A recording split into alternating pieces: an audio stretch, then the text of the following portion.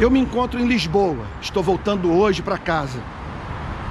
Visitei várias cidades do país e me chamou a atenção o fato de que Portugal está fazendo o seu dever de casa.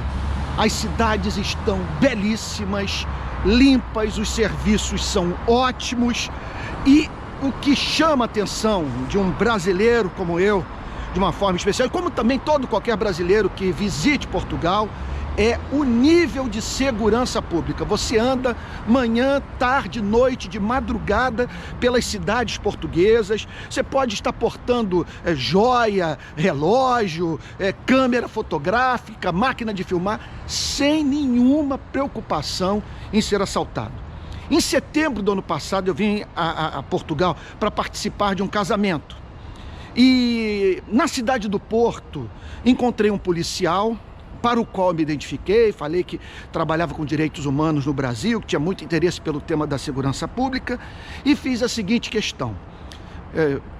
Amigo, eu estou andando pelas cidades portuguesas e percebo um alto nível de segurança pública, apesar de não ver nas ruas policiamento ostensivo.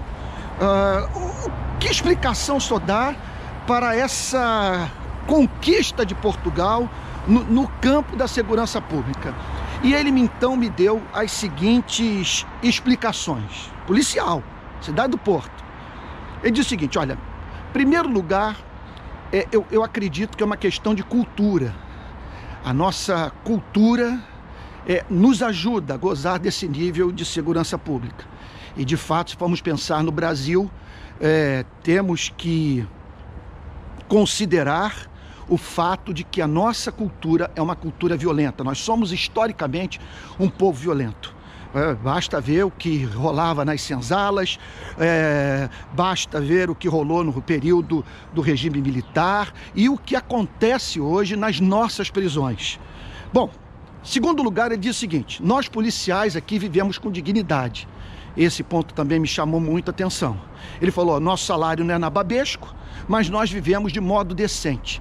Não há a mínima dúvida de que os policiais brasileiros, a começar pela minha cidade, o Rio de Janeiro, precisam viver com mais dignidade, ser melhor selecionados, mais bem treinados, supervisionados, receber salários dignos, não serem enviados para missões suicidas e também não carregar sobre os seus ombros o peso completo da segurança pública, como se fosse apenas tarefa deles e não das demais secretarias de Estado e do todo da sociedade. Porque nós sabemos que a questão de fundo extrapola a responsabilidade das forças de segurança pública do nosso país. Então, veja lá, em primeiro lugar, ele mencionou a questão da cultura. E eu estou certo de que nós precisamos trabalhar nesse campo, com muitas campanhas educativas, a fim de inserirmos na nossa cultura o respeito pela santidade da vida humana. Em segundo lugar, ele falou das condições de trabalho do policial português. Terceiro lugar, ele falou sobre economia. Ele disse o seguinte: a nossa economia está indo bem. E não há mínima dúvida que há uma íntima relação entre a pobreza, a miséria, e especialmente o fosso entre ricos e pobres, a desigualdade social e a insegurança pública. É por isso que eu fico louco quando vejo pessoas falando em armar a população sem tratar da questão de fundo, daquela que os países europeus enfrentaram num ponto de sua história. E justamente por isso vivem hoje um nível de segurança pública superior ao nosso. Eles trabalharam no campo da desigualdade social. Veja só, oferecendo oportunidade de vida a todos, igualdade de oportunidade. Então é claro que tem íntima relação com a economia, especialmente quando as coisas não vão bem na economia, num contexto de uma cultura de consumo e guerra às drogas. Mas esse é mais um outro ponto. Ele disse a seguinte coisa: eu acho que eu já disse 3 pontos, não? Vamos lá. Em primeiro lugar, eu falei sobre cultura. Em segundo lugar, falei sobre as condições de trabalho do policial.